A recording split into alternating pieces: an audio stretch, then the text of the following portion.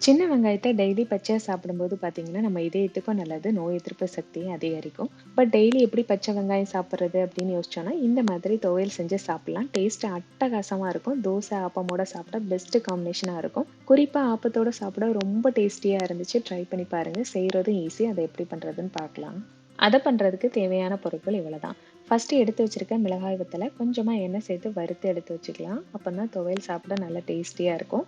அதுக்கப்புறமா ஒரு மிக்ஸி ஜார்ல திருவுன தேங்காய், சின்ன வெங்காயம், வத்தல், உப்பு, புளி இது எல்லாத்தையுமே சேர்த்து ஒரு 70% அரைச்சு எடுத்துக்கலாம். தண்ணி சேர்க்காம அரைக்கணும்.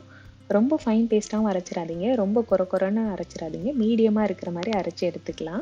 அவ்வளோதான். நல்ல டேஸ்டியான சின்ன வெங்காய துவையல் ரெடி. இது ஆப்பம், தோசையோட சாப்பிட்டா சூப்பரா இருக்கும். ட்ரை பண்ணி பாருங்க. குறிப்பா இந்த சின்ன வெங்காய துவையல மார்னிங் பிரேக்ஃபாஸ்ட்ல மட்டும் எடுத்துக்கோங்க. அப்பதான் உடம்புக்கு நல்லது. இந்த ரெசிபிய ட்ரை பண்ணி உங்களுக்கு யூஸ்ஃபுல்லா இருந்துச்சுன்னா, என்னோட சேனல சப்ஸ்கிரைப் பண்ணிடுங்க.